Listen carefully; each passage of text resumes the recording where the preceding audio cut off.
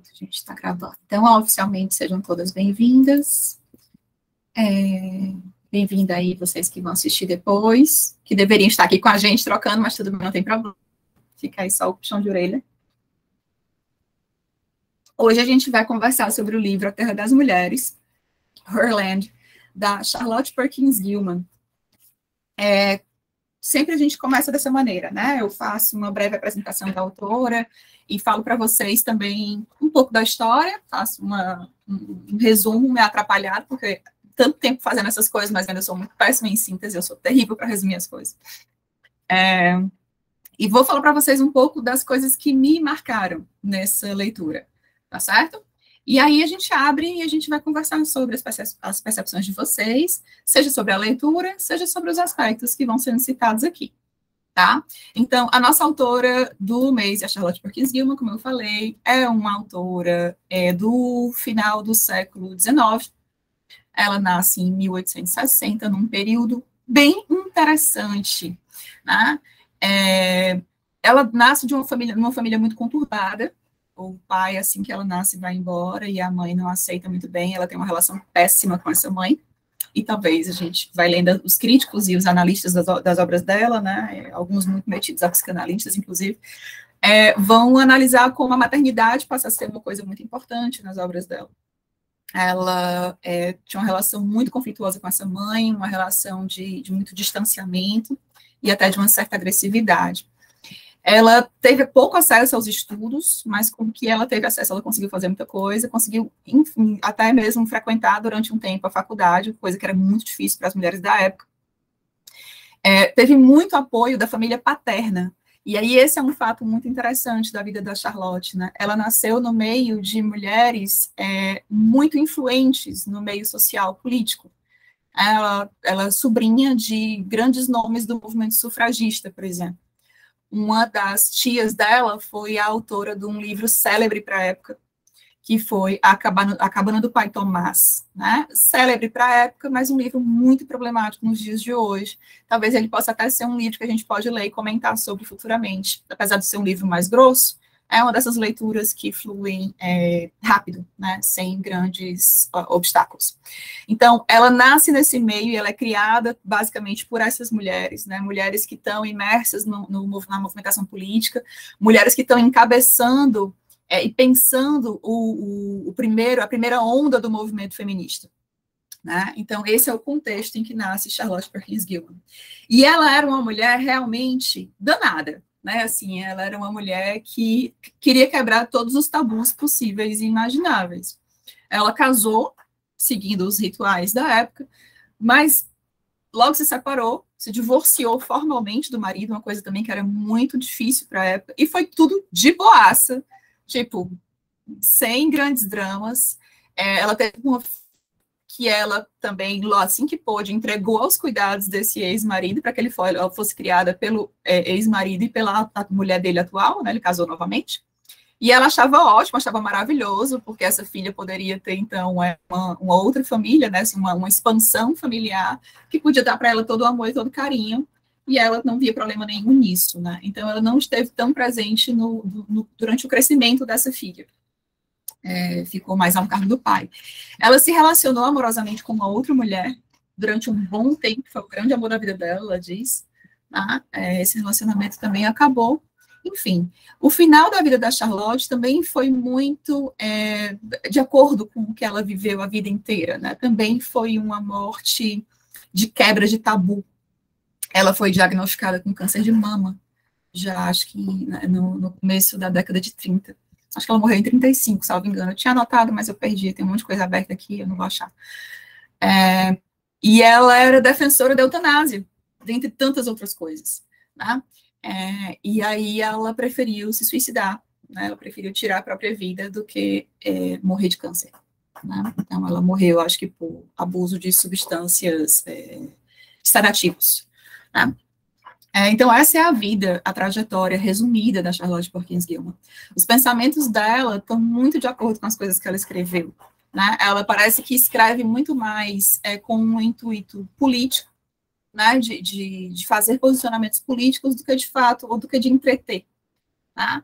Eu nunca li nada da Charlotte que fosse puro entretenimento. Sempre tem um cunho político, uma crítica social fervorosa, né, desde o grande título, né, que representa a obra dela, que é a mais conhecida, é o Papel de Parede Amarelo, que é um conto de terror, maravilhoso, inclusive. Terror para nós mulheres, diga-se de passagem. Né? Assim como eu costumo dizer que Úrsula é um livro de terror, né, para as pessoas negras. Então, o Papel de Parede Amarelo é o grande título, né, e é um conto, de fato, que vai trazer toda uma crítica social sobre maternidade, sobre o tratamento das mulheres na questão da saúde mental. É um conto semi-autobiográfico, ela vai trazer um tanto da experiência dela, quando ela passou por um período forte de depressão, né, e inclusive, ela cita o próprio médico nesse conto, né, ela escreve para ele esse conto. Então, a visão política e a visão social da Charlotte Perkins Gilman vai estar presente em todas as obras, inclusive nessa, né, que é a nossa obra de hoje, né, que é A Terra das Mulheres. E aqui eu vou fazer para vocês um breve resumo da história, tá certo? Seguindo o nosso ritual de sempre. Então, A Terra das Mulheres é um livrinho curto, ele tem umas 160 páginas na minha edição, a minha edição é da Via Leitura, essa daqui, uma edição baratinha, acho que eu comprei por R$10, uma coisa assim. Tem outras de luxo, tem outras mais caras, mas essa aqui é bem baratinha. E conta a história de, bom, como o nome já diz, um país só de mulheres. 3 jovens aventureiros ficam sabendo que existe ali no meio das selvas, perto dos Andes, imagina, faz a gente pensar em América do Sul, né, pelo tanto da localização que eles descrevem, mas ali, perto de cordilheiras, etc. e tal, existe a lenda de que existe um país que é só de mulheres, e que todo mundo diz que é um país extremamente perigoso, e que quem foi lá jamais voltou.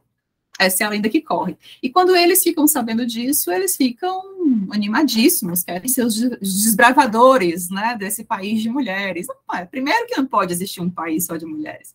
Um país só de mulheres jamais funcionaria. Né? Um país de mulheres não teria a menor condição de se manter. Deve ser um caos, deve ser a barbárie, deve ser o completo absurdo, isso na cabeça deles. Então, um deles é muito rico e tem essas grandes habilidades exploratórias, e junto com os 2 amigos, eles vão lá, né, e conseguem chegar, de fato, nesse país, e, de fato, é um país só de mulheres. Eles demoram para aceitar o fato de que não existem homens por lá, mas é isso. E aí, nessa interação com essas mulheres, o mote do livro, basicamente, é uma descrição antropológica. A Charlotte vai usar esse encontro para ressaltar as diferenças, né, entre homens e mulheres, e colocar por terra os tabus da nossa sociedade. Né, dos mais básicos aos mais complexos. Então, o livro inteiro é sobre esse choque, né? Esse encontro de homens que têm uma visão muito rígida do que é o feminino, do que são mulheres, como as mulheres funcionam, deveriam funcionar, e mulheres que há 2000 anos não sabem o que é um homem. Tá? E essa é a história. Então, durante o livro, a autora ela vai fazer uma exploração de como essa sociedade funciona. E aí ela vai discorrer sobre vários assuntos. Sobre educação, sobre segurança, sobre maternidade, que, aliás, é o grande, né, a grande joia dessa sociedade. Essas mulheres, elas são mães, né, essa sociedade, ela gira em torno da maternidade. O objetivo maior dessas mulheres é procriar, né, e cuidar da sua prole, e assim cuidar da sua nação, do seu país. Né? As crianças são, de fato, a representação dessa nação, desse país. Então, ela vai discorrer sobre isso, sobre indústria, sobre animais domésticos, sobre uma série de coisas, né? Sobre a utilização da terra, sobre divisão de trabalho, né? Que eram assuntos, em grande maioria, pouco conversados durante o período em que estava esse livro. Por isso se disse, né, que ela estava um tanto com o pé já na segunda onda do movimento feminista, diferente do primeiro. Né? Tenho algumas ressalvas para fazer sobre isso, mas, de fato, as ideias da Charlotte, elas não batiam tanto com as grandes preocupações das mulheres na época, que estavam, né, das mulheres brancas, de passagem, ok? que estavam preocupadas com o sufrágio, né, com a possibilidade de votar. Então, o livro dela foi publicado em 1915, né, no jornal dela mesma, porque ela era essa pessoa. Então, ela publicou o livro dela, né, de uma espécie de folhetim no jornal dela mesma, e só em 1979 foi que ela foi redescoberta, né, e houve a primeira publicação oficial do Terra das Mulheres, justamente por conta desses aspectos feministas, né, ela veio à tona por conta da segunda onda do movimento feminista, que encontrou nela aí um monte de referências, de pensamentos importantíssimos, né, que dariam mais material para as discussões e para as reivindicações da época. E aí eu vou para a terceira parte do nosso ritual, que é falar um pouco das minhas impressões, que é muito complicado fazer isso com esse livro. Eu já li esse livro várias vezes, certo? Eu leio esse livro, acho que desde 2013, algo assim, trabalho com ele em grupos, já participei, já trouxe para vários clubes de leitura de várias ordens, inclusive só de psicólogas, que era um clube que eu tinha na época, tá? E eu confesso para vocês que toda vez que eu volto para esse livro, eu encontro alguma coisa, e eu sempre encontro alguma coisa que me incomoda mais. Então, a primeira vez que eu li, a minha cabeça fez assim, ó. Meu Deus, a mulher já pensava nisso, a mulher está falando de veganismo em 1915. Né? A mulher está falando de distribuição do trabalho doméstico, de coletivizar a educação das crianças, um pensamento que eu fui ver em Bell Hooks um dia desse. Vocês estão me vendo, gente? Já está caindo. Tá ok a conexão, né? Tá. Então, a minha cabeça explodiu, né? Eu disse, meu Deus, ela está certa. Né? As crianças têm que ser criadas pelo coletivo mesmo, todo mundo é responsável. Ou então, meu Deus, como é que eu não pensei nisso? Né? Como é que a gente bebe leite, adultos bebem leite, enfim. Né? Um monte de pensamento que ela traz aí, que na época, né, foi... Mas toda vez que eu encontrava esse livro, que eu me encontrava com ele, alguma coisa aparecia. E aí eu acho que quanto mais eu comecei a estudar sobre, por exemplo, interseccionalidade, né, mais ele ia me incomodando, né? Assim, mais eu via pequenas nuances que me deixavam um pouco cabreira, né? Como a gente diz aqui no Ceará. E aí, quando eu fiz uma especialização em escrita e criação, e aí a gente estudou muito sobre a necessidade de estudar os contextos, né? Estudar mais a fundo os autores e autoras e tal. E aí foi quando eu tive a primeira vez a curiosidade de conhecer a vida da Charlotte Perkins Gilman para além daquilo que se apresentava no Papel de Parede Amarelo, por exemplo, na questão da saúde mental. E eu fui ler mais sobre os posicionamentos políticos dela. E aí a minha casa caiu. Aí não deu muito bom, não. Aí eu fiquei mal. Tá? Mas assim, dado o contexto, né? Ela era, de fato, uma mulher de seu tempo. Não dá para negar, a gente não pode dizer que a mulher está à frente do tempo, isso é uma grande bobagem. Tá? E, de fato, o tempo de Charlotte Perkins Gilman como uma mulher branca, né, era um tempo de se pensar em nacionalismo. A gente está falando aqui, né, do começo do século XX, basta a gente lembrar de como isso era forte, por exemplo, na Europa, com resultados catastróficos. Tá? A gente está falando aqui de eugenia, que era um conceito muito difundido também nos Estados Unidos, a questão da limpeza étnica, a limpeza da raça, tá? Através do que vai se chamar de darwinismo social, que é exatamente o que ela fala nesse livro, e que me tinha passado batido completamente. Talvez porque não era o meu ponto de incômodo, eu sou uma mulher branca também, tá? Mas por isso que as trocas e as outras leituras são tão importantes, né? Porque um livro vai alimentar outro, e aí ajuda a gente a enxergar as coisas por diferentes perspectivas. Moral da história. Eu continuo achando que esse é um grande livro. Um livro com muitas contribuições interessantes, mas que ele não deveria ser lido sem um contexto. Né? Assim, eu repito isso com muita frequência. Eu sou psicóloga, eu não sou gestalterapeuta, e a gente tem uma fala na minha abordagem que diz assim, a gente deve mastigar bem as coisas, né?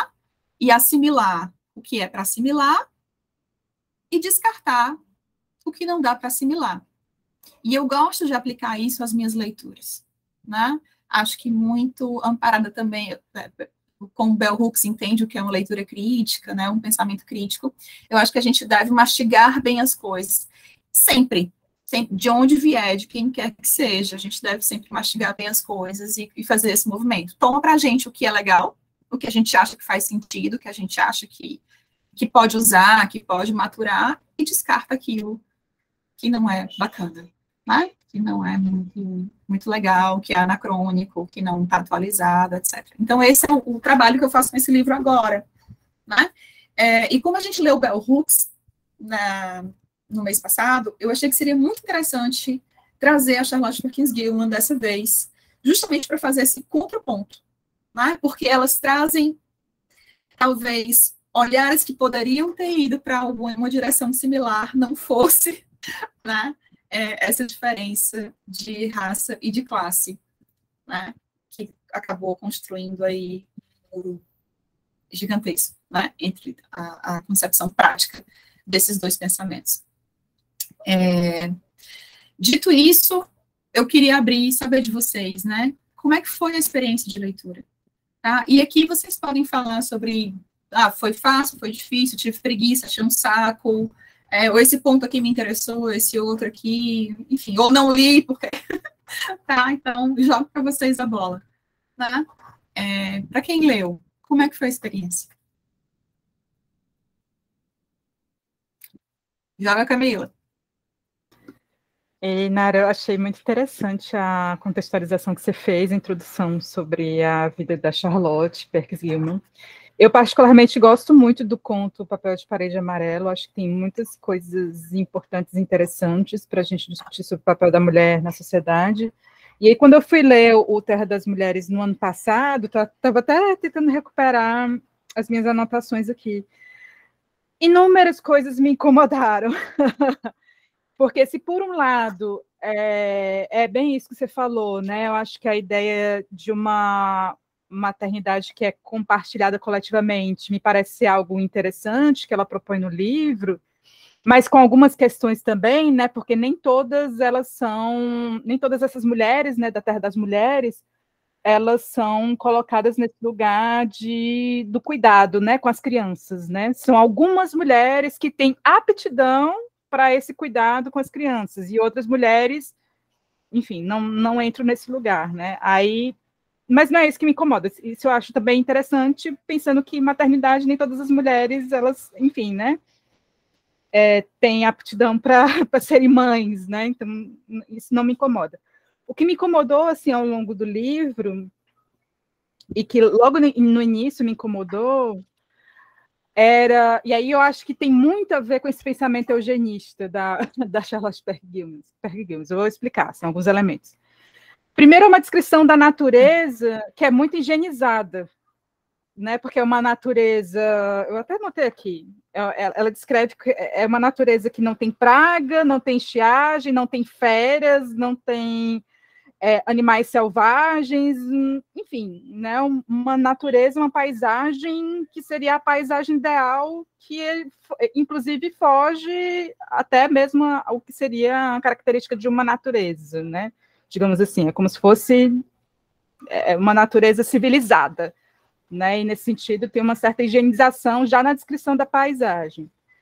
E quando ela vai para a descrição dessas mulheres, né, ali na Terra das Mulheres, todas são altas, fortes, saudáveis e belas, né, com impressionante amadurecimento psicológico. E me incomoda também esse lugar, né, de ter assim uma padronização dessas mulheres que convivem nessa comunidade. E o que isso diz também muito de uma certa ideia de aperfeiçoamento de raça, né?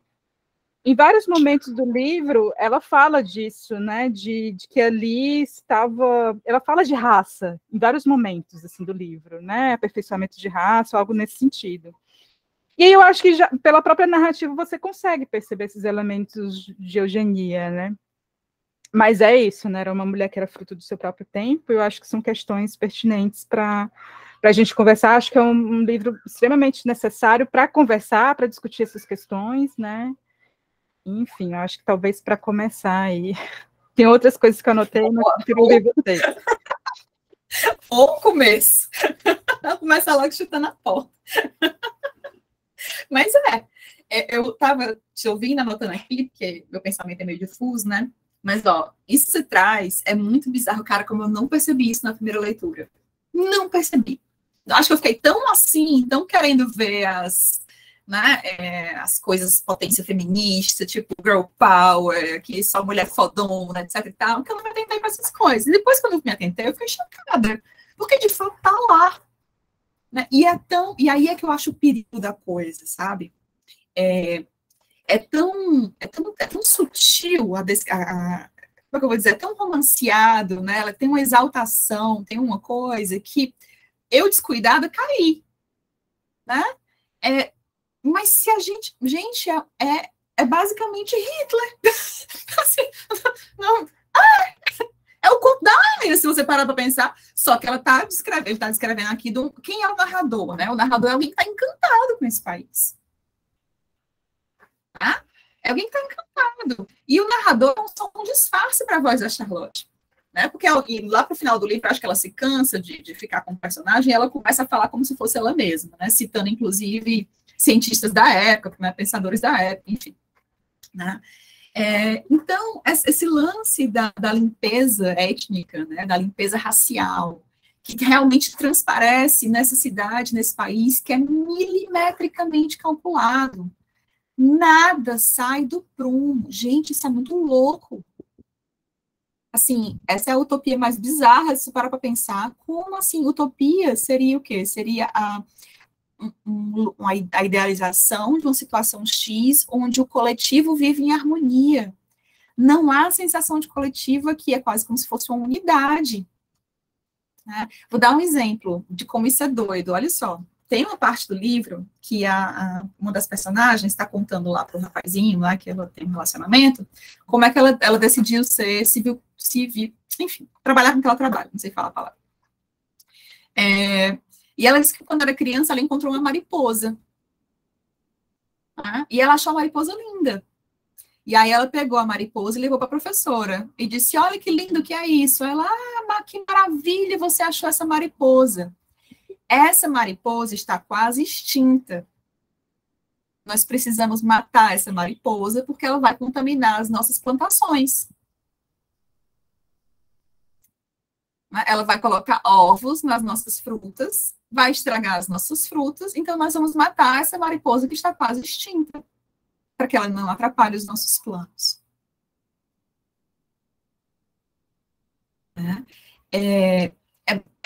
Isso vai aparecer na questão da maternidade. Tu disse, né? Nem toda mulher é apta para ser mãe. Ok. Eu sou uma, por exemplo. Mas quem decide? Porque me dá a impressão de que nesse país não é o indivíduo que decide, não.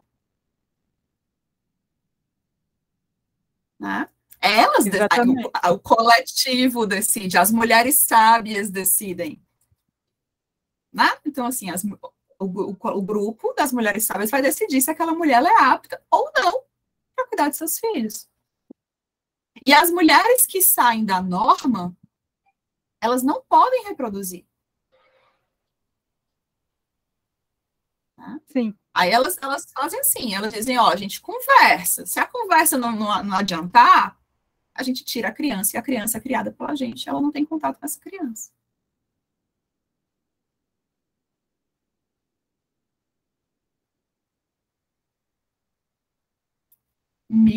Eu queria ver essa história sendo contada por uma dessas mulheres.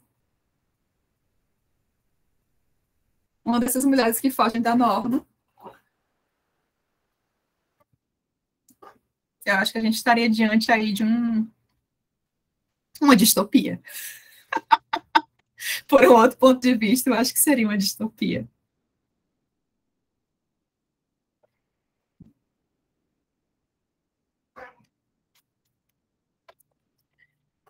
O que mais, minha galera? Tem outra questão também que eu fiquei pensando, né? Que, assim, essa relação das mulheres, né, das crianças que são geradas, né, são gerações, enfim, né, a geração dessas crianças é espontânea, né, enfim. elas mesmas geram essas crianças sem precisar dos homens, mas ao mesmo tempo eu fiquei pensando que é muito voltado para a procriação, né? Assim, não é uma coisa, não se fala de prazer dessas mulheres, né? Assim, em nenhum momento existe isso, assim, tipo, é uma sociedade que gera crianças e se movimenta por isso, né? Exatamente. É um olhar para a maternidade compulsória, porque mesmo aquela mãe que não gera, ela vai ter que cuidar. Né? Então, não existe a possibilidade do não desejo de maternar. Não existe a possibilidade, nessa utopia de Charlotte Perkins Gilman, não existe essa. Né? A utopia de Charlotte é um mundo, um país onde as mulheres, a coisa mais importante, a coisa mais sagrada, a coisa que não dá para ficar sem, é a maternidade.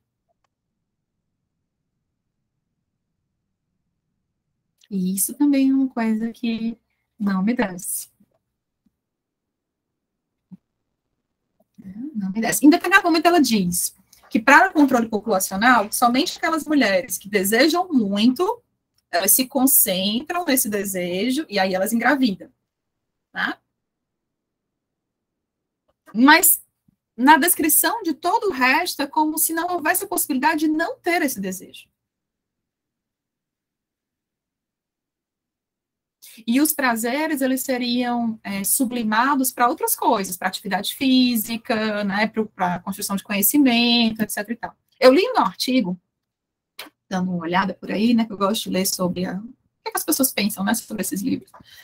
E uma pessoa disse assim, olha, eu acho que foi uma estratégia da Charlotte tirar logo a questão do prazer sexual de cena, para não confundir os leitores, para que ficasse claro como é a palavra statement, né, assim, o que ela pensa sobre o assunto, né, os pontos que ela queria deixar claro, né, da crítica que ela tinha para fazer. Né, então, eu acho que e eu concordo, eu acho que ela fez isso mesmo. Mas eu vou tirar logo isso daqui, essa questão do amor romântico, essa questão do sexo, eu vou tirar isso aqui de cena para facilitar, para dar uma limpada aqui tá? E aí, em determinado momento, ela diz, olha, se vocês não têm interesse em saber como essa sociedade funciona, nem continue lendo, porque é isso, né? Você tem que ter muito interesse para conhecer o funcionamento dessas mulheres, para continuar lendo esse livro, porque não vai ter outra coisa, né? Bem, na verdade, o personagem fala, né? Quando ele está construindo o relato, em determinado momento ele fala isso. Né? Acho que eu marquei tanto esse livro que não tem mais nem graça de encontrar aqui. Mas, ó, aqui tem uma coisa, porque me faz pensar que o grande foco aqui não é nem a maternidade.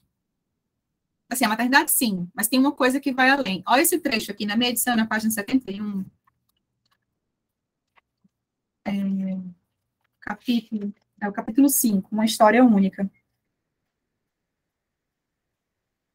Ela começa o capítulo falando dos gatos, né? Porque tem o lance dos gatos. Não tem animal doméstico no país, que estava atrapalhando a produção de comida, enfim, não tem. Então, dá a entender que foram todos mortos. Não tem. Né? E só os gatos elas têm. Né? E ela diz, pelo mais prolongado e cuidadoso processo de seleção e exclusão, elas desenvolveram uma raça de gatos que não miavam. Assim, tem muito dessa limpeza que você falou, né, Camila? Aqui. Mas lá na página... Ai, cadê? Me perdi. 71, ela diz assim.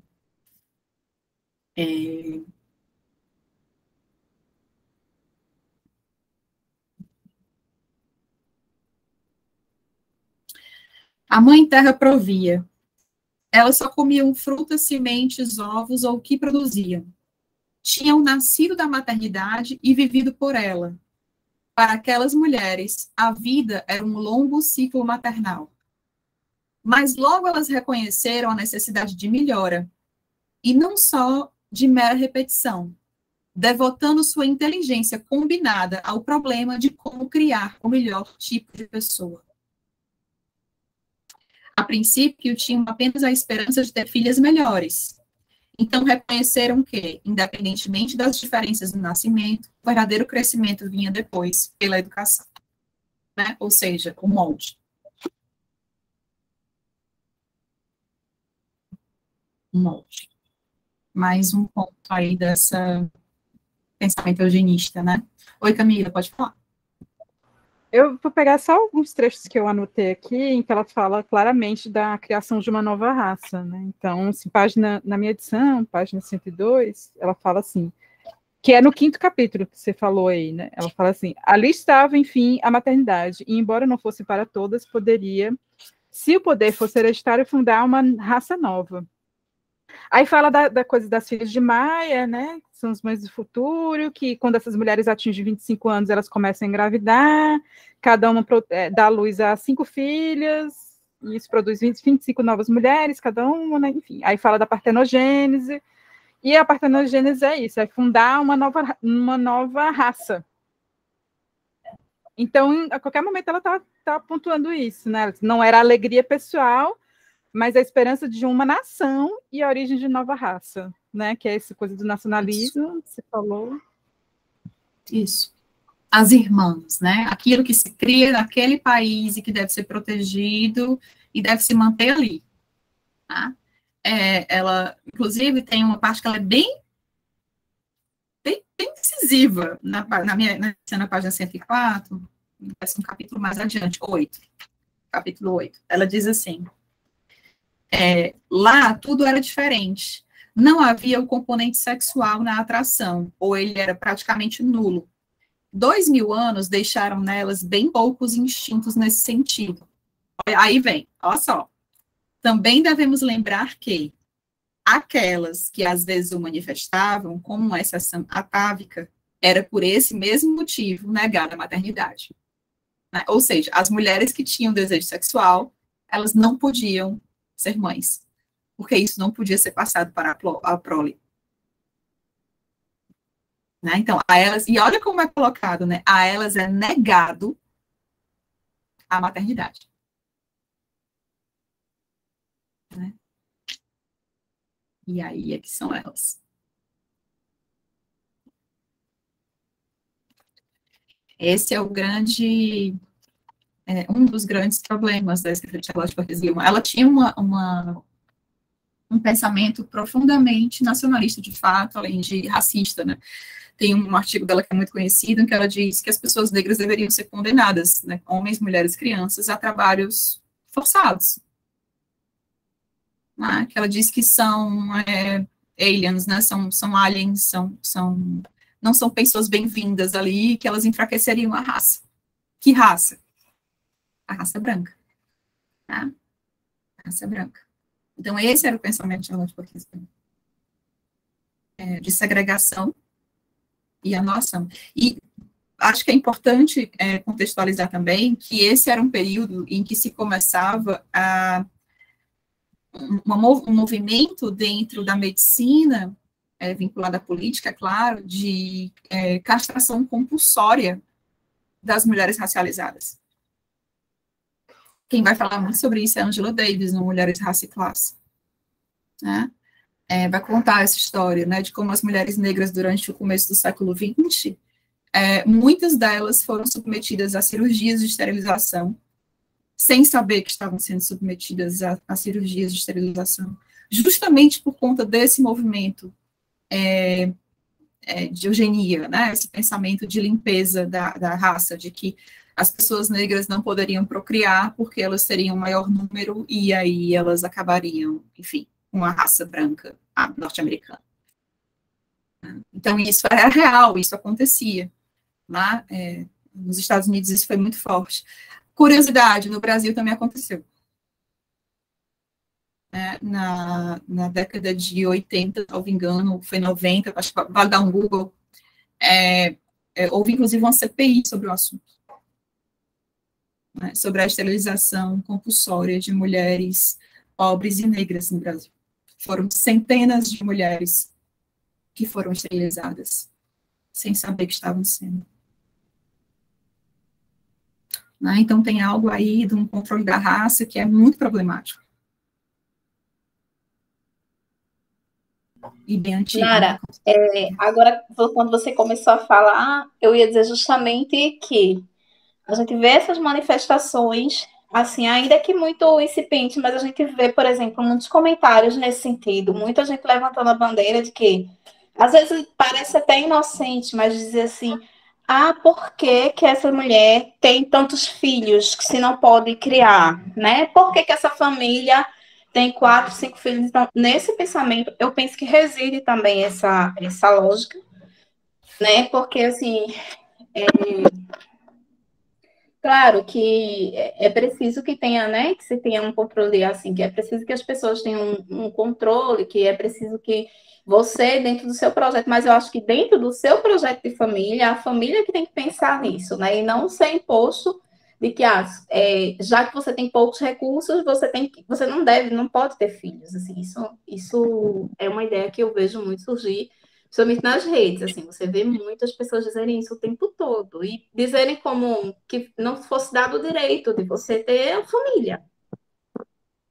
Exato, e eu não sei se você lembra, mas a gente conversou bastante sobre isso no nosso grupo de estudos, né? O que é uma coisa também que me incomoda muito. A ideia, né, a Angela Davis vai trazer isso também no Mulheres, Raça e Classe, né, de que o problema é a maternidade, não é a condição social em que essa mulher vive. Tá? Quem tem direito de ser mãe? Quem? A quem tem?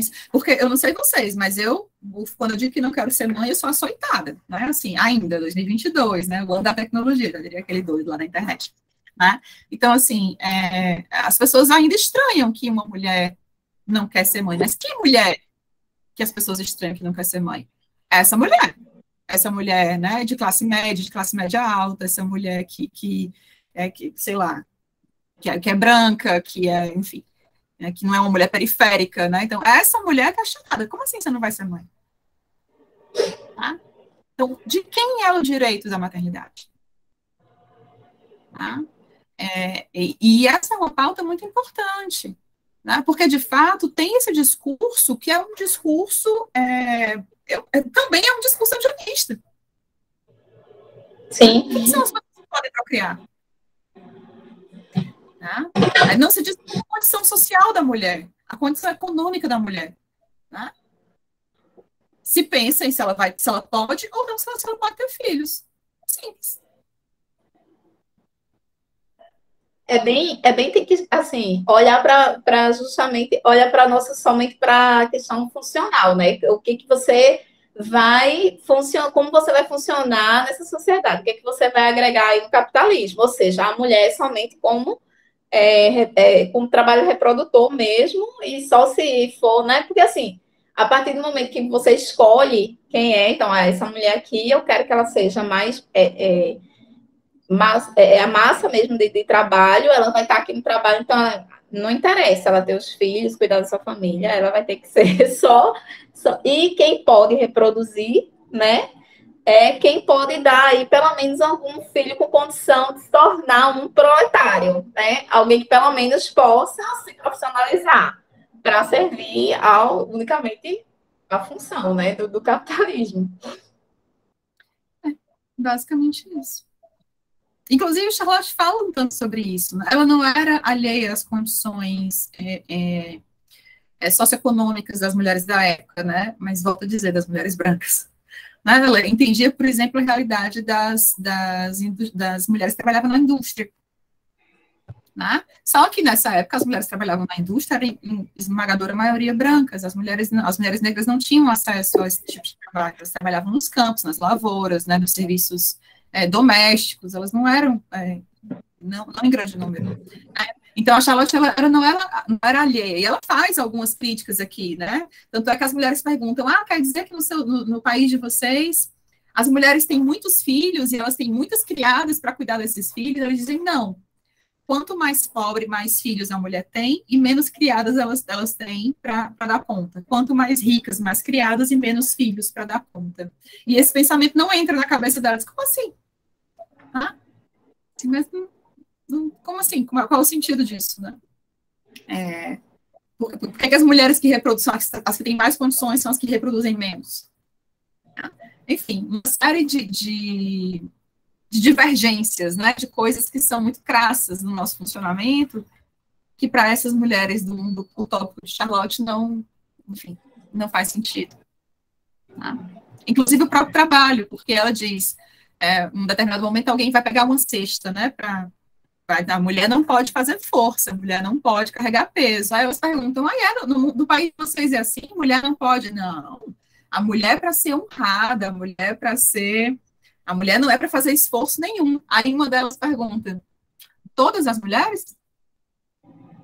Aí eles, não, todas não, né? Assim, tem algumas que têm que trabalhar para sobreviver, né? Aí ela pergunta, e quantas? 7, 8 milhões? Com 7, 8 milhões de mulheres. A maioria mesmo. Então, essas ideias, né, a Charlotte, ela bota em xeque. Né? E eu acho que são as coisas que a gente pode aproveitar. Tá? A própria Angela Davis, no Mulheres, Raça e Classe, estou com ele aqui do lado, não sei se eu consegui achar, ela traz uma citação da Charlotte Perkins Gilman, né, de um dos trabalhos que ela escreveu, aqui ela diz assim, falando sobre as tarefas domésticas, que era um ponto de muita crítica da Charlotte, né? Ela falava muito sobre as tarefas domésticas, que era o que consumia as mulheres e atrapalhava a sociedade como inteiro, porque se as tarefas fossem divididas de forma igualitária, as mulheres também poderiam estar na vida pública produzindo, né, em termos de igualdade com os homens, e assim a sociedade só viria a crescer e a frutificar cada vez mais. Então, essa tarefa doméstica é a grande bola de ferro no pé da mulher, né? Então, Angela Davis diz assim, as tarefas domésticas ainda consomem milhares de horas do ano típico de uma dona de casa. Em 1903, Charlotte Perkins Gilman propôs uma definição de trabalho doméstico para refletir as revoluções que haviam transformado a estrutura e o teor das tarefas domésticas nos Estados Unidos. Aí ela diz assim, a Charlotte, a expressão trabalho doméstico não se aplica a um tipo específico de trabalho, mas a certo grau de trabalho, um estado de desenvolvimento pelo qual todos os tipos de trabalho passam. Todas as indústrias foram uma vez domésticas, ou seja, foram realizadas em casa no interesse da família. Todas as indústrias, desde aquele período remoto, ascenderam a graus mais elevados, exceto uma ou duas que nunca saíram do seu grau primitivo. O lar, sustenta Gilman, não se desenvolveu na proporção de nossas outras instituições. A economia do lar revela a manutenção de indústrias primitivas na moderna comunidade industrial e o confinamento das mulheres nessas indústrias e em sua limitada área de expressão. As tarefas domésticas, Gilman insiste, desvirtuam a humanidade das mulheres, eu acho isso muito forte. Ela é feminina mais do que o suficiente, como o homem é masculino mais do que o suficiente. Mas ela não é humana, como ele é humano. A vida em casa não traz à luz nossa humanidade, pois todas as marcas distintivas do progresso humano estão do lado de fora. Eu acho esse trecho do caralho. Eu acho muito bom. Todos os traços distintivos da humanidade estão do lado de fora. Então, como a mulher doméstica poderia ser humana?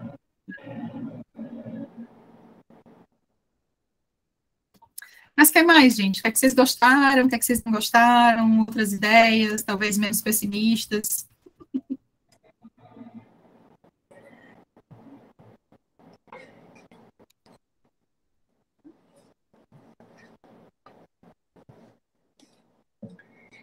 Nara, eu fiquei pensando que ela foi bem vanguardista, assim, na concepção de trazer uma forma de concepção com apenas um gênero, né, assim, que não era necessário haver atividade sexual. Então, assim, eu achei bem interessante dessa perspectiva de pensar que haveria somente a mãe, né, e que era possível, né, naquela época, assim, ela pensar nessa construção de sociedade e de forma de reprodução.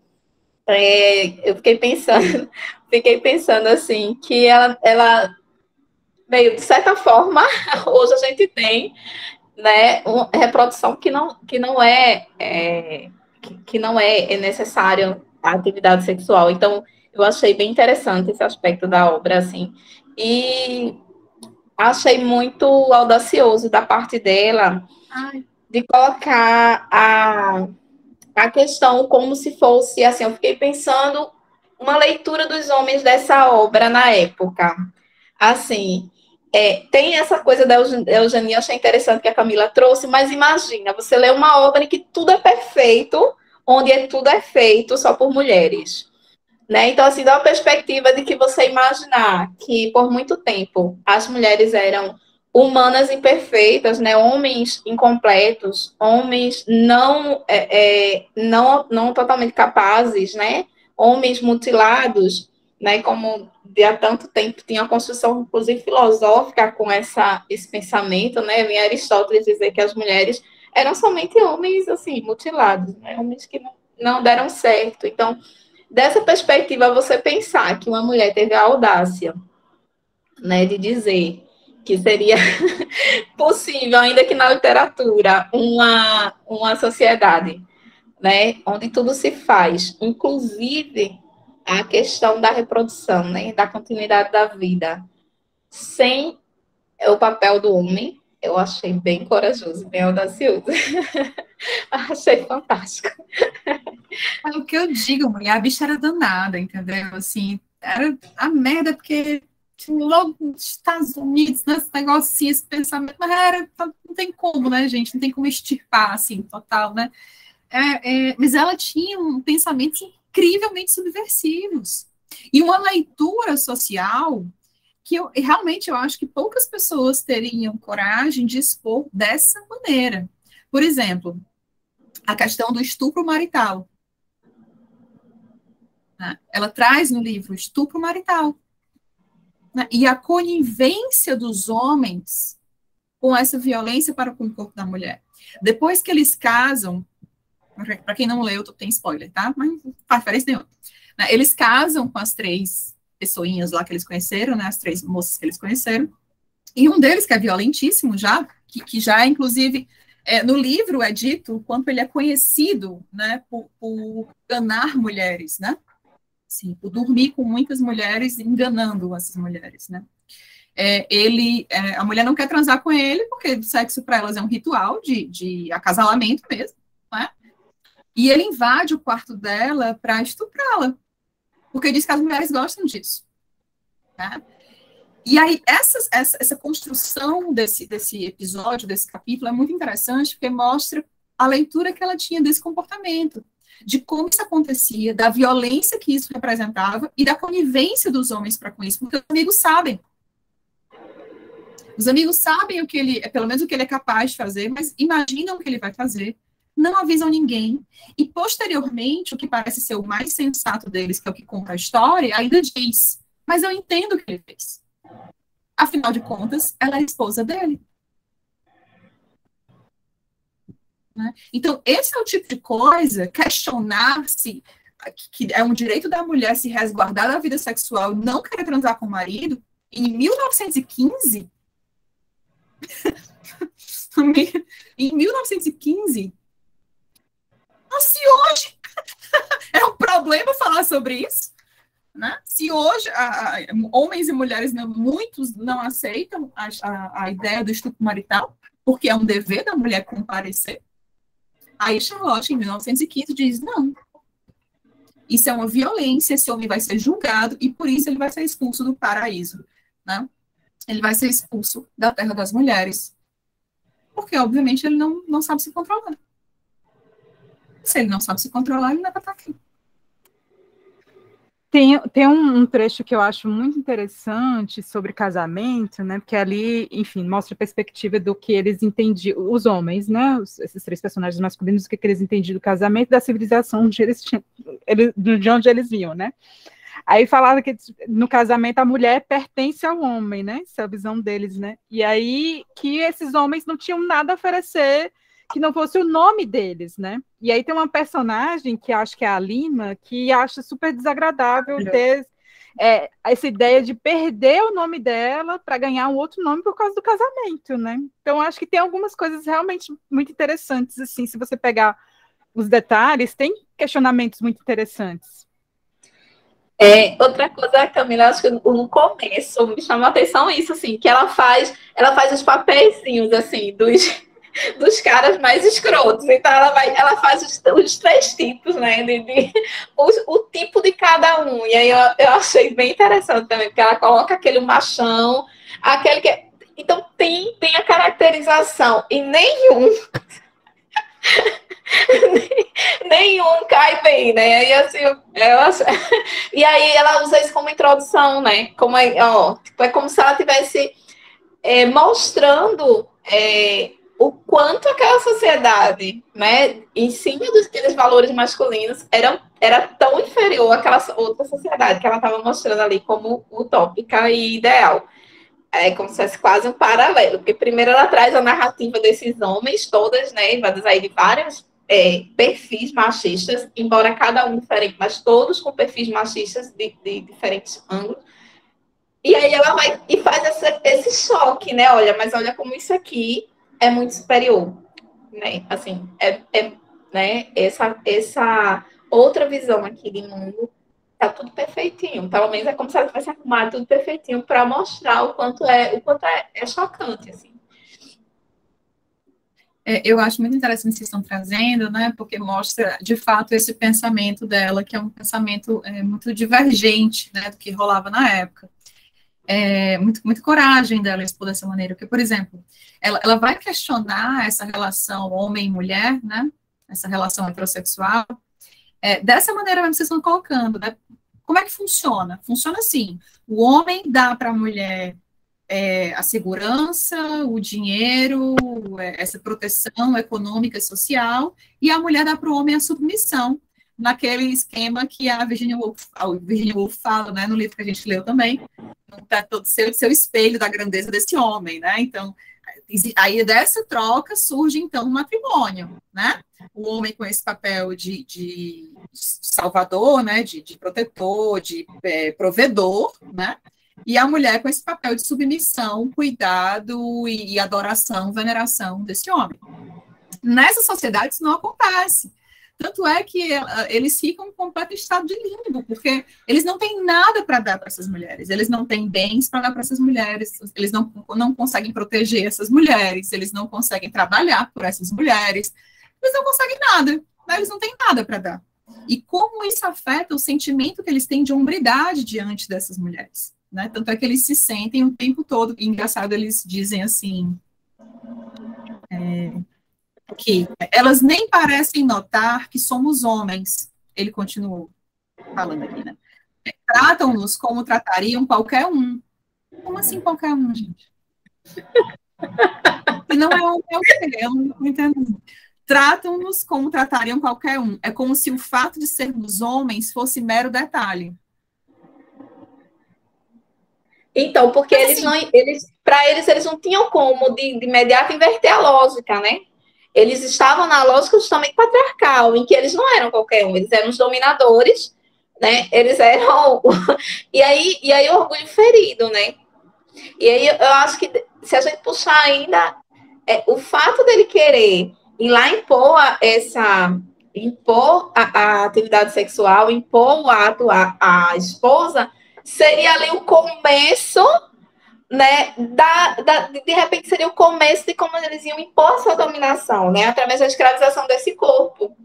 Então, assim, era imperativo que tivesse uma reação, que tivesse, de fato, eliminasse aquele sujeito, aquela situação, porque é onde começa, né? E assim, se a gente pensar direitinho, acho que toda a lógica patriarcal, ela vai ruir a partir do momento que ela não tem domínio sobre o corpo feminino. Então, sei lá, a gente vai ler Guerra da Lei, né? A gente vai ler e aí você vai ver historicamente que gira tudo em função do domínio da sexualidade, do domínio desses corpos. Domínio do corpo. Né? Aí, nas civilizações... Oi? É domínio do corpo mesmo, né? Não é nem só da sexualidade, é do corpo. É literal, é o domínio do corpo, da matéria, da materialidade do corpo. Mas do corpo, mas assim, não acho que da sexualidade também, porque, tipo, é por ali que eu tenho domínio, porque eu tenho uma questão da reprodução, né? Eu controlo a atividade reprodutiva dessa mulher, eu controlo... porque essa seria a forma sutil, é o Estado, né? Sim. Aí a sociedade, a abstração da coisa. De fato, você está certa, é isso mesmo. O que eu estou trazendo com mais força é que quando isso não funciona, e às vezes não funciona, aí é a matéria que está em risco mesmo.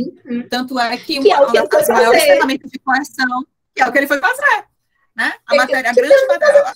A lógica deles não ia ser subvertida assim. Então, assim, eles chegaram como eles chegaram no começo da expedição lá, que eles estavam encontrando. Então, eles já estavam, desde o início, assim, a gente vê que eles começam lá. Primeiro, eles começam a me fugiu a palavra, mas, tipo, eles começam a inferiorizar já a ideia. Tipo, é impossível que essas mulheres sejam organizadas a tal nível. Então, se houver essa sociedade de mulheres assim, é impossível que elas tenham outra especialização, senão a de tecelãs. Né? Elas não vão ter outras atividades profissionais mais superiores ou mais desenvolvidas. Elas não teriam capacidade, primeiro, intelectiva para isso, né? Aí o que eles seriam? Não, elas iriam ser só tecelãs. Então, assim, eles vão falando isso e vão subestimando o tempo todo a capacidade dessas mulheres. Então, quando eles veem que não é bem aquilo, né? Que, na verdade, elas não precisavam deles para nada, como você falou, inclusive para nada mesmo. Então, assim, feriu o orgulho, né? Eles vinham o tempo todo dizendo, não, mas primeiro que tinha um que dizia, mas elas não vão resistir, né, a mim. Então, vão todas estar no meu harém. Ele diz especificamente isso. Então, todas essas construções que eles tinham patriarcal caiu por terra. Mas tem que eu vou fazer. Tipo, é como se esse ato fosse o ato de, não, vamos aqui subjugadas, né? Então, vamos subverter essa ordem aqui que está direito, vamos subverter para, né, a gente dominar novamente. O estupro é a grande ferramenta de dominação, né? Sempre foi, continua sendo. Tá? Ainda é a grande estratégia militar de dominação. Né? Quem vai discutir isso de uma forma muito pungente é a Françoise Verger, no livro que ela tem sobre violência e feminismo. A gente pode ler também, está nos meus planos que a gente leia junto, que é um livro difícil de ler, eu acho que em conjunto é mais bacana. Né? Ela vai falar sobre isso. O estupro sempre foi e continua sendo uma forma de dominação, né? Uma forma de quebrar, uma forma de dominar, de colonizar os corpos. Né? Então, isso que você está falando faz todo sentido. E o livro mostra isso perfeitamente. Inclusive, tem nessa parte que ela vai falar do estupro, né, um pouco antes dele tentar, mas aí depois eu tenho uma adendo para falar, tá certo? Me lembro, eu tenho que lembrar.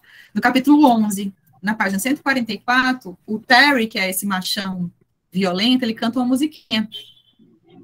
A musiquinha diz assim: agarrei a felicidade onde a encontrei. No meu tempo, colhi e semeei. Com as amarelas e as pretas, aprendi coisas que me ajudaram muito com as brancas.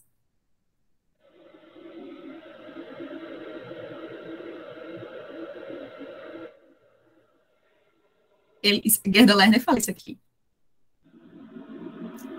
Angela Davis fala isso daqui. Né? Do homem branco que se acha no direito de estuprar mulheres racializadas, né? E que reproduz isso em casa. Ô, Nara, ainda sobre essa questão do estupro e a Gerda, né? Eu estava revisitando o livro A Criação do Patriarcado esses dias, porque eu peguei para ler A Criação da Consciência Feminista, que é a sequência, né? E aí, lembrando que, inclusive, essa questão do estupro, assim, não serviu só à dominação das mulheres, mas a Gerda traz uma perspectiva bem interessante, que a partir da dominação das mulheres, os homens compreenderam que era possível, né, subjugar outros seres humanos. Então, assim, ela traz como a base para a escravização, a base para fazer os prisioneiros de guerra e torná-los escravos, né, torná-los seus servos e tal.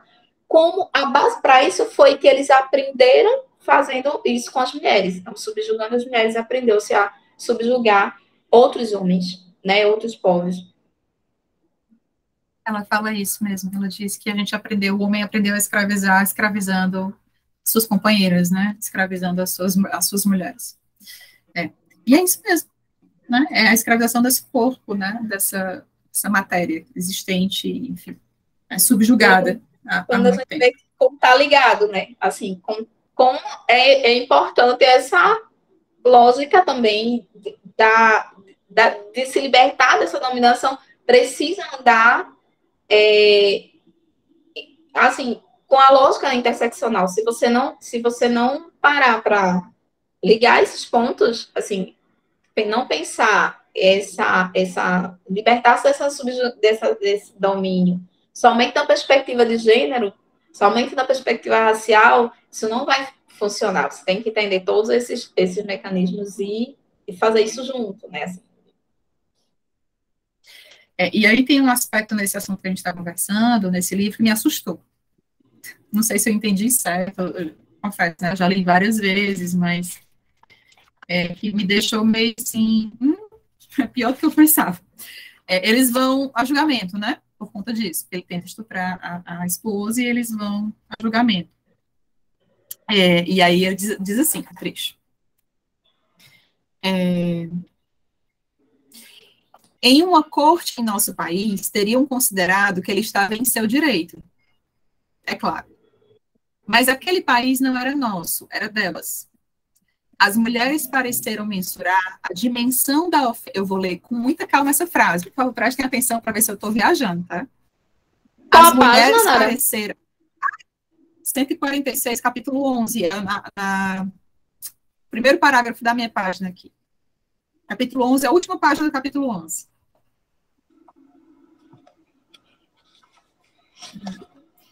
Então, vai dizer assim, as mulheres pareceram mensurar a dimensão da ofensa, o seu efeito numa possível paternidade. E ele se negou a responder aquilo. Vocês estão seguindo meu raciocínio? Ou eu estou viajando? Tá? Na corte, ele diz que as mulheres pareceram mensurar a dimensão da ofensa, ou seja, a gravidade da ofensa, por seu efeito numa possível paternidade. Gente, isso é o Estatuto do Nascituro.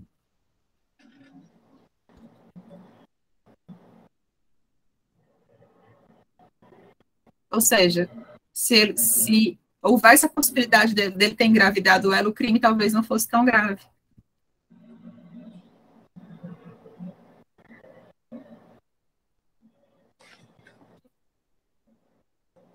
Eu confesso que eu fiquei um pouco chocada.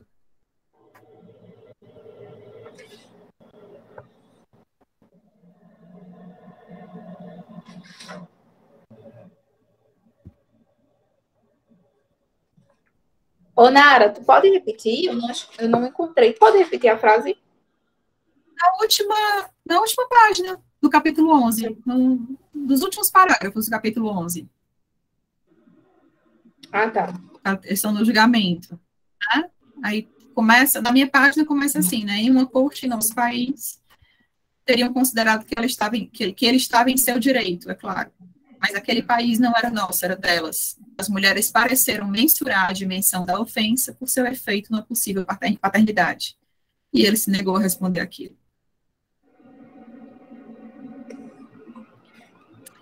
Não seria o contrário, não? Tipo, ele não está dizendo que, assim, quanto mais houvesse, assim, que elas teriam considerado a ofensa muito mais grave, porque dali haveria uma possibilidade de que aquele ato gerasse a paternidade, que é o que elas não aceitavam.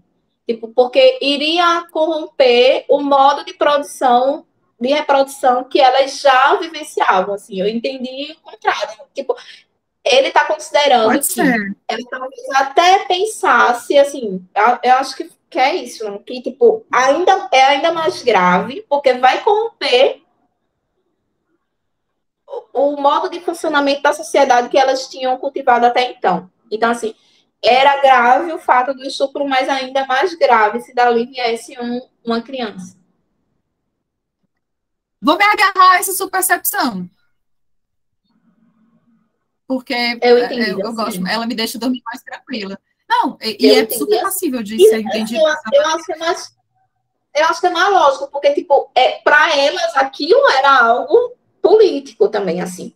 Se a gente pensar na perspectiva, era uma construção já estabelecida, era algo que para elas já era era uma construção social aceita. Então, assim, dali, eu acho que se viesse uma criança, não ia ser só contra o corpo daquela mulher, ia ser contra toda a sociedade, tipo, contra a forma de constituição que elas tinham conquistado. Pode ser a reprodução da violência, né? Pode ser, eu gosto desse ponto de vista, me alivia bastante, porque quando eu li na ideia, né, de como a maternidade é algo muito sagrado para essas mulheres e muitas vezes parece transcender toda e qualquer outra. Né, mas assim. isso é a lógica da nossa sociedade, né? Tipo, é a lógica não, é a lógica delas. É a lógica do que tu disse do Estatuto do Nascituro, que hoje poderia surgir aqui. Tipo, que as pessoas. Mas é o que algumas pessoas sustentam. O que, por exemplo, na nossa sociedade, por muito tempo foi sustentado, de que um estupro, quando tem uma criança e dali se convenciona um casamento, esse estupro antes era perdoado, né? Não muito tempo. Isso. A minha leitura foi pensando nisso, né? Como é que seria para a leitura de um estupro que gera uma criança entre um casal, que lembre-se que eles são casados. Se ela seria tão subversiva ao ponto de achar que essa criança não seria bem-vinda. Ou se seria uma possibilidade de vínculo para o casal, por exemplo. Porque a outra engravida, né? A engravida dentro como é que diz? Na relação bacana, né? Mas eu entendi, eu prefiro o seu ponto de vista também. Eu penso assim, que elas estão mais com o raciocínio mais lógico do que lógico no sentido de que isso vai desestabilizar essa sociedade. Isso vai enfraquecer toda a nossa Constituição. Assim, e veja, porque assim, iria corromper tudo, né? Como se a partir dali elas iam mudar o destino delas, assim. Tem razão. Eu gosto desse ponto de vista aí. Obrigada pelo alento no meu coração. Realmente me incomodou bastante. Sim, muitas coisas me incomodam nesse livro, mas puta que pariu, mais uma. Enfim. Ok. E assim, eu acho que iria um pouquinho contra a lógica do que ela está construindo. Ela, enquanto a autora mesmo. Eu acho que estaria longe, distante do que ela já construiu de crítica a esse estupro, né? De crítica a tudo isso, e acho que é contra essa lógica. Sim, concordo. Afinal de contas, é sagrado, né? Seria profanar, né? Seria profanar um ato sagrado, né? Daí, a gravidade da ofensa, né? Faz muito sentido. O que mais, minha galera?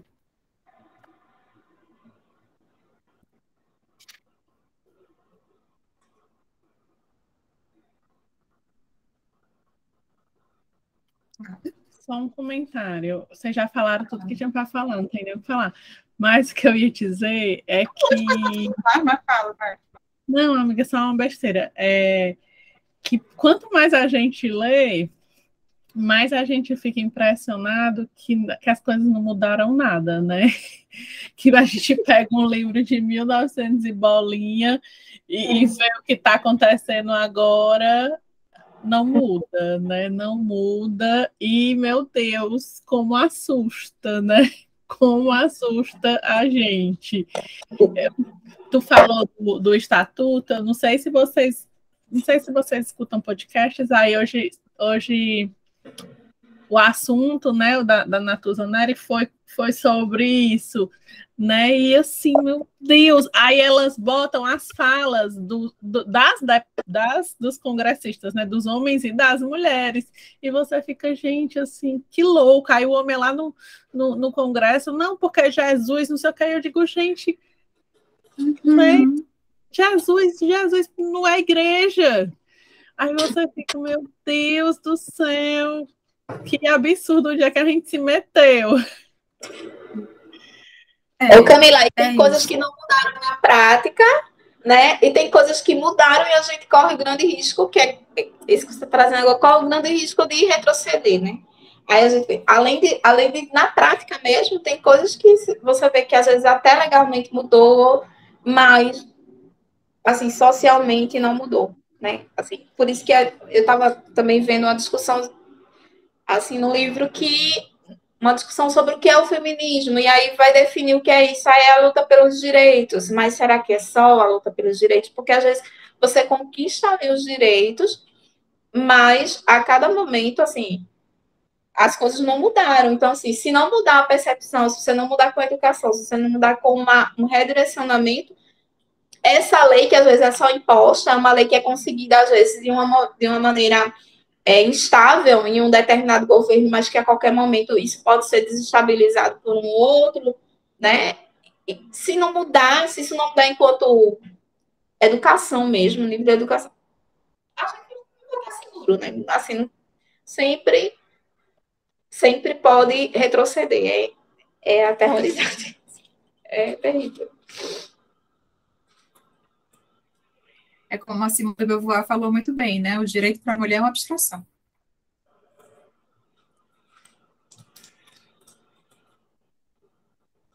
É uma abstração. Mas vamos de educação, meu povo. Vamos de educação. Vamos de educação. Vamos educar. Principalmente, toda vez eu falo isso, né, Nara? Vou de novo, viu? A mãezinha aqui de novo. Vamos educar os meninos, pelo amor de Deus. Vamos educar os meninos. Não, mas aí não, e as meninas. E as meninas. Assim, porque as meninas, é muito fácil a gente. Às vezes eu acho que é muito fácil convidar as mulheres para essa perspectiva. Mas você contar os homens para essa perspectiva de que ele vai sair desse lugar de privilégio é muito mais difícil, né? Muito mais difícil você querer abrir mão desses privilégios. Então, assim, você fazer... E às vezes se esquece de trazer esse ensino para os meninos. Você traz o ensino para as meninas. É muito comum, às vezes, ensinar o feminismo para as mulheres e para os meninos, né? Não, eu concordo, mas a gente tem que lembrar que os direitos, eles não devem ser concedidos. Assim, educar os meninos para entender equidade de gênero, etc, etc. É o máximo. Acho que a minha internet está caindo, galera. Espera aí. Mas é porque eu estou conectada na internet do outro lado da casa. Vocês estão me vendo, me ouvindo? Tá. Eu não vou desconectar aqui, não, senão eu vou cair. Não, só cortou um pouquinho, né? Pode ir. Sobre os meninos. Não, eu estava falando sobre a coisa que é assim, muito importante ensinar os meninos, com certeza, educar os meninos, educar as crianças, né? Porque as meninas, elas precisam aprender. É complexo porque se criou uma estratégia, né, ao longo do tempo. E eu tenho estudado bastante sobre isso, né, depois que eu li o Alma para Sobreviver, que é um outro livro que eu queria ler junto com vocês. Essa coisa do aprender a estar acoplada a esse homem, né, ao masculino, né, para poder garantir também o seu lugar ao sol ou à sombra, né, as suas proteções, seja proteção social, econômica, integridade física, integridade moral. Isso é muito antigo e é muito arraigado. Então, eu não acho que seja tão simples, né? Pode ser mais simples nessa perspectiva dos direitos, mas eu acho que na prática a gente teria que aprender a amar de novo, a gente teria que aprender a se relacionar de novo, a gente teria que aprender, tem uma série de coisas a serem aprendidas que vão para além da garantia dos direitos, né? É uma mudança de subjetividade mesmo, né? É um processo psicológico, né? de mudança que eu acho até que a partir da autoimagem, né? A partir da autoimagem da infância, desde a infância, né? As meninas são corajosas, as meninas têm que ser protegidas, então não precisa ter coragem, não pode se arriscar, não pode. Isso é muito ruim. Não, e a gente pode fazer muito pouco. Muito. Eu penso que assim, a gente como mãe, né? Eu como mãe, é muito pouco, porque na hora que os meus filhos saem da porta da minha casa, o mundo está cobrando outra coisa deles. Outra coisa. E assim, por mais que eu fale, quando eu escuto o Caio conversando com um amigo, o amigo está falando outra coisa, quando eu vejo o Caio já está repetindo o que o amigo está falando. Quando a Clarice chega na escola, as amigas, né, pensam diferente, os pais pensam diferente, e assim, não adianta só eu ensinar se a rua acaba ensinando outra coisa, né? A própria instituição, escola, né, Camila? É uma das coisas que eu sinto muita dificuldade. Você não consegue encontrar facilmente, assim, uma escola desconstruída, uma escola que pense dessa forma. Você vai vendo nas nuances, assim, que já vi várias, e assim, é a mesma coisa, é mais do mesmo. E essa coisa, a difusão dessas ideias, e eles passam um dia na escola, né? Passam pelo menos metade do dia na escola. Então, aí tem aquele choque em casa. O meu tem 5 anos, às vezes ele fica aqui, não, mamãe, mas é assim. Aí você vai usando algum recurso, né, que vai desconstruir isso, mas é bem difícil, você tem que ter. E outra, você tem que ter bastante imaginação, viu? Porque às vezes eu digo, não posso ir lá e dizer que não é assim, eu tenho que mostrar que não é assim. Né? E como é que eu vou mostrar?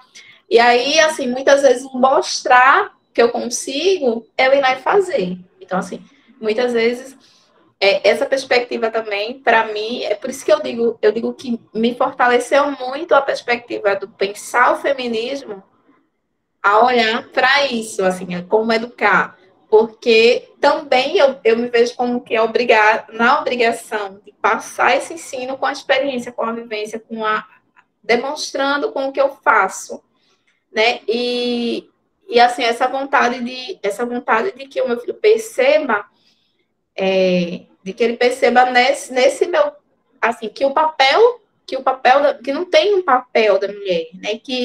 E que eu também tenho esse direito de liberdade, que eu tenho o direito de escolha, que eu tenho, então assim, e que seja perceptível que assim a questão da felicidade, a questão de você estar bem, porque às vezes assim, tem muita narrativa no sentido de que o que é que seu filho vai pensar? Ora, de repensar isso, de dizer assim, não, eu preciso que ele veja, né? Que ele veja que eu não estou frustrada, que eu estou feliz e que a vida é isso aqui, né? E aí é isso. Mas é muito difícil. Às vezes até as mães do grupo de mães, assim, minha gente. A minha é quase impossível, porque eu estou frustrada e eu não estou feliz. Então, como é que eu vou fazer? Mas aí entra uma coisa que a gente conversou lá em Bell Hooks, né? Que é por isso também que me fez lembrar desse livro, e que a Charlotte traz, como eu falei, né? Um outro viés mais problemático que ela traz, que é a coisa do tirar a responsabilidade da educação única e exclusivamente dos ombros da mãe. De que a educação de uma criança, a criação de uma criança deveria ser uma responsabilidade da comunidade onde está inserida. Né? Porque aí, se Camila não está feliz e satisfeita, e não está podendo dar, de repente, o que os filhos precisam, ela teria uma família expandida, ela teria uma comunidade que acolheria essa criança e poderia, então, haver uma distribuição, né?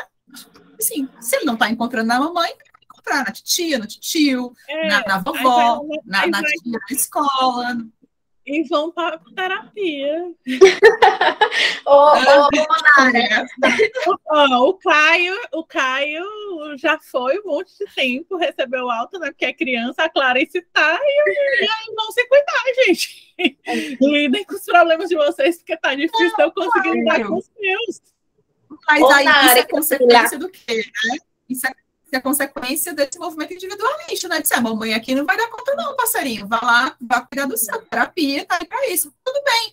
Dentro da nossa realidade, o funcionamento é esse mesmo. Vai fazer o quê? Endoidar? Matar as crianças? Não, né? Então, assim, a ideia de Bell Hooks e a ideia da Charlotte Perkins Gilman, dessa coletivização do cuidado das crianças, do atender às necessidades das crianças, de se responsabilizar por esses seres humanos que estão em formação, eu acho de um primor fantástico. Né, assim, é isso. Né? As crianças deveriam ser criadas de forma coletiva e não de forma individual. A ideia da família nuclear é o ideal capitalista, não é o ideal, é o ideal capitalista. Foi formatado dentro desse processo, né, da construção do capitalismo e do liberalismo. Não, o ideal que eu falo é que dessa ideia comunitária, assim, de você ter esse olhar comunitário. Inclusive, se a gente pensar assim, tem alguns estatutos legais que trazem já essa ideia. né, de que a obrigação com a criança, é porque as pessoas, não, filho, ninguém se mete na vida do filho. Mas assim, se a gente pensar direitinho, até legalmente, tem uma inspiração de que a sociedade é responsável por todas as crianças, de que não é só os pais, mas de que a sociedade como um todo precisa olhar para todas as crianças com um olhar de proteção, de cuidado, de proteção dos direitos dessas crianças, caso seja violada até mesmo pelos pais. E isso a Bell Hooks trouxe, né, naquele livro que nós lemos, que é Tudo sobre o Amor, ela traz isso. E nesse ponto de contato aqui com a obra da Charlotte, e assim, Nara, eu estava conversando com uma amiga, estávamos 3 reunidas, e cada um com seus filhos, né? Aí a gente passou a tarde junto, e aí eu comecei a ver a dinâmica daquela tarde. E assim, cada uma tem um filho na mesma idade, estávamos lá, e assim, a gente teve um dia que a gente conseguiu fazer uma infinidade de coisas. Aí eu te digo assim, essa perspectiva da comunidade, às vezes a gente também pensa assim, família extensa, não sei o quê. Mas já pensou, assim, numa comunidade de mulheres que se juntam para isso, que não tenham necessariamente laços de sangue, que não seja a titia, que não seja... Porque às vezes isso não funciona nessa família que já vem com essa carga, né, de construção anterior, né, assim, que já vem com essa... Mas, tipo, a gente poder também repensar essa comunidade, né? De repente traçar essa comunidade entre mulheres mesmo. Tipo, nesse momento eu tenho 3 crianças aqui que estão da comunidade, e aí eu posso cuidar das 3 para que você faça alguma coisa, e aí depois, assim, mas continua a carga sobre a mulher, mas são mecanismos também que a gente pode se utilizar, né? Assim, eu fiquei pensando, e aí eu conversando com ela, você já pensou assim, né? A gente estava num momento que eu disse, olha, a gente conseguiu fazer isso aqui. E os meninos estavam ali, às vezes até sem ninguém fazer nada, porque só o fato de estarem também as crianças em grupo, eles já se ocupam por si. Então, assim, tem essa coisa também da vivência em comunidade que, né, é bacana pensar. E a Angela Davis vai falar muito sobre isso, né, sobre como isso é muito presente na realidade das mulheres negras estadunidenses, né? De que na organização era impossível para essas mulheres ter cuidado de seus filhos, então elas contavam com as vizinhas, com as mulheres mais velhas, né? Então essa irmandade, essa parceria, né, era muito presente nessa construção. Isso é uma diferenciação que ela vai fazer, né, quando vai falar da importância da comunidade e tudo mais, de como isso seria interessante se fosse ampliado, né, se fosse de fato uma coisa mais naturalizada. Esse é um dos aspectos que eu mais gosto desse livro, né? Pensar a nossa responsabilidade social por tudo, né? Assim, saber como o nosso país funciona, por exemplo, é uma coisa que nós não sabemos, né? O conhecimento político, por exemplo. Claro, isso é completamente vetado, né? Histórico, isso, sempre foi afastado da vida pública. Mas hoje, por exemplo, o que nos impediria, né? De ter um conhecimento mais aprofundado, por exemplo, de como funciona o legislativo, né, de como funciona o poder executivo, de como funciona o judiciário. Isso ainda é papo de homem. Né, de como funciona a economia, né, de como fazer investimentos. Creio que existe, é claro, uma mudança muito radical já, né, graças também, né, pelo amor de Deus. Agora é 2022, né, mas ainda persiste, né, a alienação. Né? Vejo movimentos fantásticos surgindo, né, de educação política, mulheres, que eu acho que são importantíssimas. Olha, eu pensando aqui, nesse instante, antes de entrar aqui, eu estava mexendo no Twitter, aí um cara disse assim no Twitter, estava falando das escolhas dos ministérios, aí estava dizendo, e para que esse negócio de escolher, por que o pessoal está cobrando tanto esse negócio de botar mais mulheres nos ministérios? E eu digo, meu Deus, como é que a pessoa tem coragem de abrir a boca não, de teclar uma besteira dessas? Exatamente. Mas daí, só um outro comentário.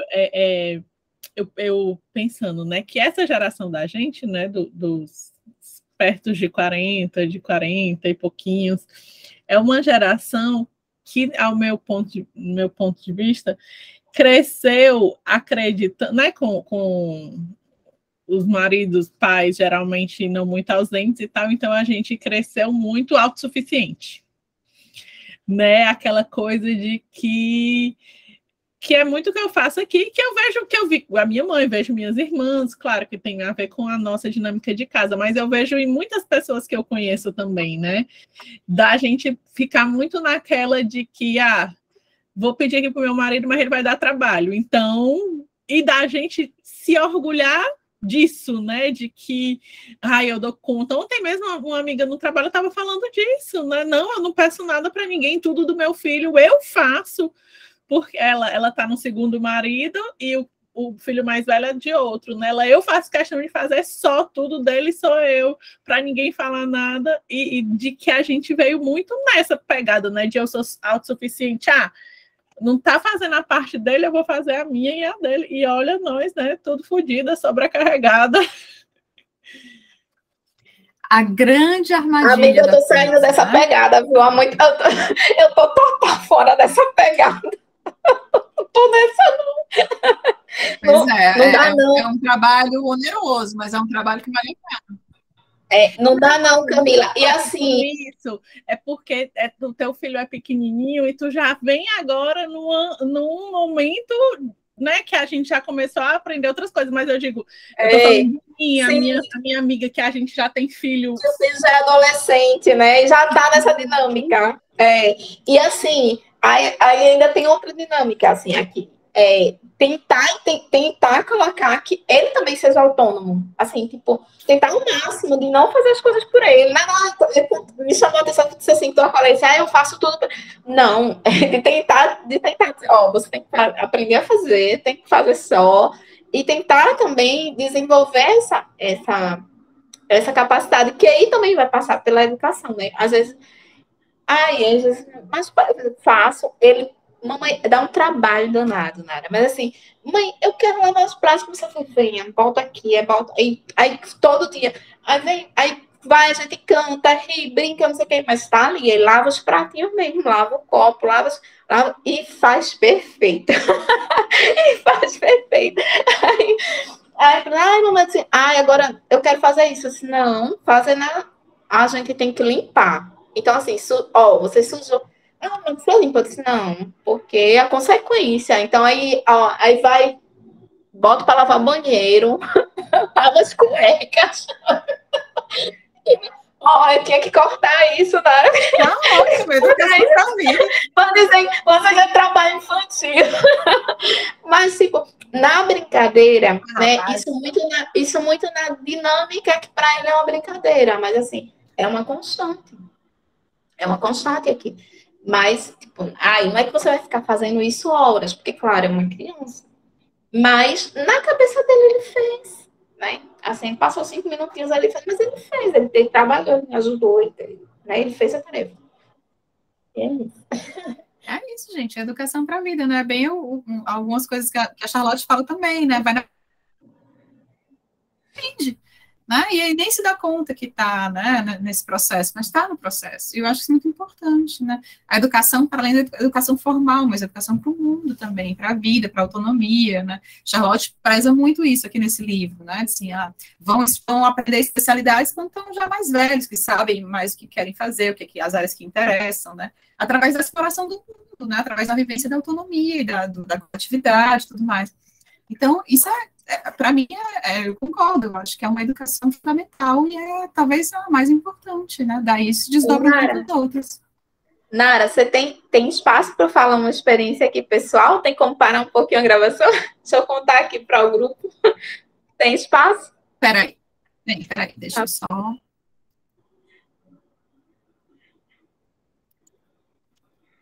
Eu vou parar. De qualquer forma, a gente já vai terminar, então eu vou parar e a gente já vai fechar com o teu relato, tá bom?